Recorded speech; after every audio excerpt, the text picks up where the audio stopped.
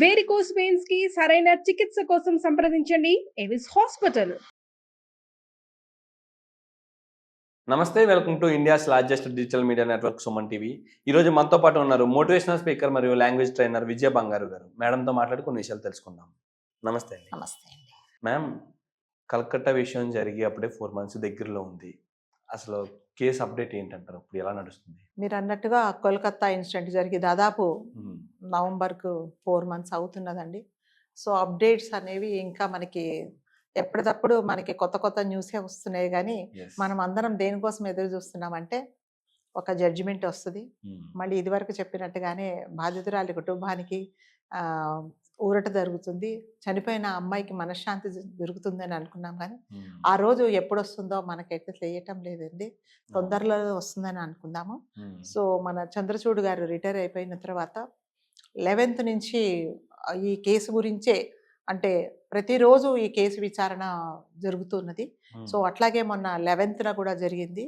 So మొన్న 11th జరిగినప్పుడు సంజయ్ రాయ్ని తీసుకొచ్చి అతన్ని విచారించినప్పుడు అతడు ఒకటే చెప్తున్నాడు, నేను ఒక పోలీస్ ఆఫీసర్ వల్ల వినీత్ గోయల్ వల్లనే అతనే నన్ను ఇరికించాడు.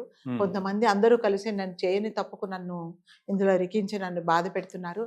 సో నన్ను ఇందులో ఫ్రేమ్ చేశారు, నా తప్పు ఏమి లేదు, నేనేమి చేయలేదు, నన్ను ఇరికించారు కొంతమంది స్వార్థపరులు, నన్ను ఈ కేసులో ఇరికించారు, నేను ఏమీ తప్పు చేయలేదని చాలా ఘంటాపదంగా అతను చెప్తున్నాడు. అట్లాగే విచారణ పూర్తి అయిపోయిన తర్వాత అతన్ని పోలీస్ వ్యాన్లో తీసుకున్నప్పుడు జనరల్గా మీడియాను అలౌ చేయకున్నా కూడా ఒక ఫ్రాక్షన్ ఆఫ్ సెకండ్స్ అతను కనిపించి చాలా గట్టిగా అరిచాడనమాట. నన్ను ఇరికించారు, నేను బాధితుడిని, నేనేమీ తప్పు చేయలేదని కూడా చెప్పాడు. అదే విషయం జడ్జి గారు కూడా చెప్పాడు అతను. సో కాకపోతే ఏంటంటే 11th నుంచి ఈ కేసు మీద మనకి ఎందుకు ఆశలు ఉన్నాయంటే ప్రతిరోజు ఈ కేసు గురించి విచారణ జరుగుతున్నది కోర్టులో. సో మొన్న 11th మంగళవారం రోజు కూడా జడ్జి గారు ఒక 5 మంది డాక్టర్స్, జూనియర్ డాక్టర్స్ ఎవరైతే సంఘటన జరిగిన రోజు అభయతో పాటు ఉన్నారో వాళ్ళని విచారించారు.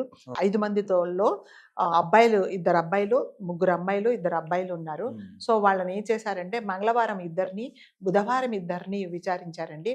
విచారించినప్పుడు జడ్జి గారు అడిగారు, మరి మీరు ఆ రోజు సంఘటన జరిగిన రోజు అంటే విడివిడిగా వీరిని అందరినీ 5 మందిని కాకుండా ఒకరోజు 2, ఒకరోజు 3 విచారించినప్పుడు వాళ్ళు చెప్పారు, మరి ఏం జరిగింది ఆ రోజు, సంఘటన జరిగిన రోజు మీరు ఉన్నారు అంటే, అవును సార్, మేము 8:30 నుంచి రాత్రి దాదాపు 1 గంట వరకు మేము ఆమెతోటి ఉన్నాము.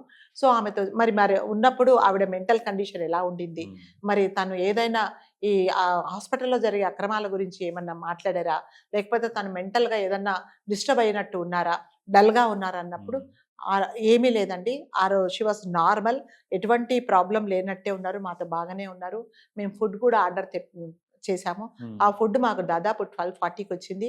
సో ఆ ఫుడ్ తిన్న తర్వాత ఆ అమ్మాయి నాకు కొంచెం నిద్ర వస్తుందని తను కార్పెట్ మీద పడుకుంది.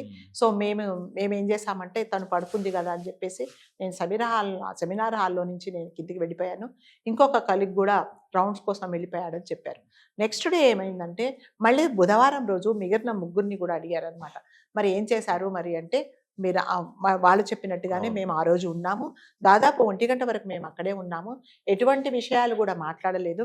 మరి జడ్జి గారు అడిగారు, మరి సంజయ్ ఘోష్ గురించి ఏమన్నా చెప్పారా, ప్రిన్సిపల్ గురించి అంటే ఏమీ మాట్లాడలేదు, అసలు హాస్పిటల్ విషయాలు కానీ మేమేం మాట్లాడుకోలేదు, మా కెరియర్ ఎలా ఉండాలి, ఈ డాక్టర్ ఇది అయిపోయిన తర్వాత మేము పేదలకు చిన్న హాస్పిటల్ కట్టించి మేమందరం కలిసి పనిచేయాలనుకున్నాము, తర్వాత మా కెరియర్ ఎట్లా మేము బిల్డప్ చేసుకుందాం అనుకున్నాను తప్ప ఇట్లాంటి విషయాలు మేమేమీ మాట్లాడుకోలేదు. అండ్ చాలా నార్మల్గా ఉండింది తను. తర్వాత ఆ రోజు ఒలింపిక్స్లో గేమ్స్ జరుగుతుంటే కూడా మేము వీడియోలో చూసాము అని చెప్పారు. చెప్పినప్పటిగా పబ్లిక్ ప్రాసిక్యూటర్ గారు వీళ్ళు చెప్పింది నిజమా కాదా అని క్రాస్ ఎగ్జామ్ చేసినప్పుడు కూడా వాళ్ళు చెప్పింది కరెక్ట్గానే అని తెలిసింది. సో దాని తర్వాత అంతకంటే అంటే మనకి ఇందులో ఇంపార్టెంట్ విషయం అంటే వీళ్ళు 5 మంది నిజం చెప్తున్నారా లేదని వీళ్ళు 5 మందికి నార్కో టెస్ట్ చేశారండి, లై డిటెక్టర్ టెస్ట్ కూడా చేశారు. సో ఇందులో ఎటువంటి అబద్ధాలు చెప్పలేదు, వాళ్ళు కరెక్ట్గా వాళ్ళు ఏం చేశారో అదే చెప్పారు. సో ఇంకా దాని మీద ఇంకా కొన్ని విషయాలు రాబట్టాల్సి వస్తున్నది, కాబట్టి ఇంకా కొంచెం టైం పడుతున్నది. కాకపోతే సంజయ్ రాయ్కి మళ్ళీ అతని తరపున వాదించే కవితా సర్కారు తను కూడా ఇంకా still she is trying bail కోసం అప్లై చేస్తూనే ఉన్నారు. అప్లై చేస్తున్నప్పుడు బెయిల్ ఇవ్వడం ఎటువంటి పరిస్థితుల్లో వీలు కాదని జడ్జి గారు ఖరాఖండిగా చెప్పారు. అయినా కూడా తను అన్ని విధాలా ట్రై చేస్తున్నారు. సో మళ్ళీ అతను ఏం చెప్తున్నాడు అంటే నేను తప్పు చేయలేదనే చెప్తున్నాడు. ఈ విచారణ అంతా ఒక అంటే క్లోజ్డ్ కెమెరాలో జరిగిందండి. ఇది అందరినీ అలౌ చేయలేదు. సో అప్పుడు ఏమైందంటే ఇతను కూడా ఉన్నాడు, సంజయ్ రాయ్ కూడా ఉన్నప్పుడు ఈ డాక్టర్స్ ను జడ్జి గారు విచారిస్తున్నప్పుడు మధ్యలో మాట్లాడడానికి అతను ట్రై చేసినప్పుడు నువ్వు మధ్యలో మాట్లాడక అతను గట్టిగా వార్నింగ్ ఇచ్చినప్పుడు అతను సైలెంట్ గా ఉన్నాడు. వీళ్ళు చెప్పాల్సిన వర్షన్ జరిగిన వర్షన్ అంతా వీళ్ళు చెప్పారండి డాక్టర్స్ అందరూ. అంటే ఒకరోజు ఇద్దరు, మీరు ఇదివరకు చెప్పినట్టుగా ఒకరోజు ముగ్గురు చెప్పారు. వాళ్ళు ముగ్గురు చెప్పిన దానికి అంటే వీళ్ళు సాటిస్ఫై అయ్యారు. వాళ్ళు ఎటువంటి అబద్ధాలు చెప్పలేదు. ఇదివరకు చెప్పినట్టుగా వాళ్ళకి టెస్టులు కూడా చేశారు. సో అంతా కరెక్ట్ గానే చెప్పారు. సో వాళ్ళు ఎటువంటి ఫ్రాడ్ చేసినట్టు కానీ ఏమీ చెప్పలేదు. సో ఇప్పుడు ఏంటంటే ప్రతిరోజు కేసు విచారణకు వస్తున్నది.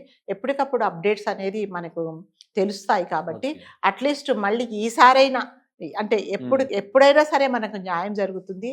తప్పకుండా ఈ అమ్మాయి కుటుంబం సేద తీరుతుంది ఈ న్యాయంతో అని అనుకుందాము.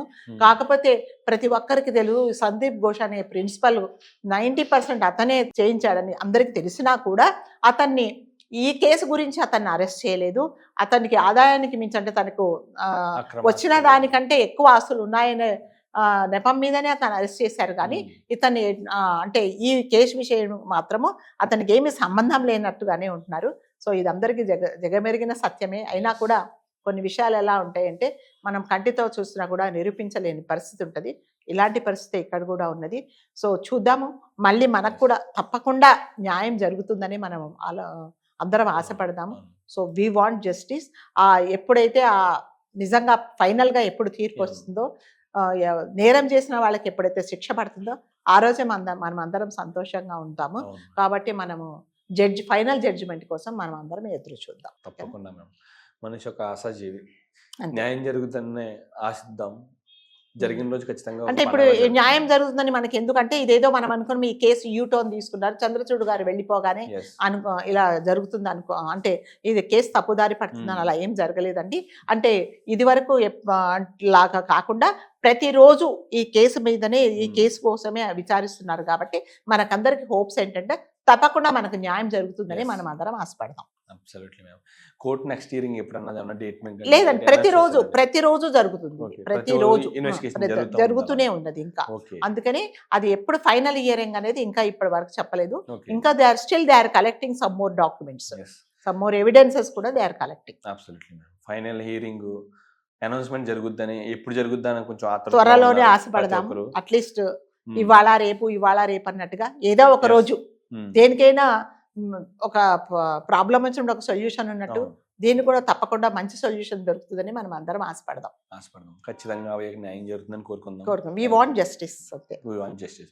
Thank you, ma'am. Thank you very much.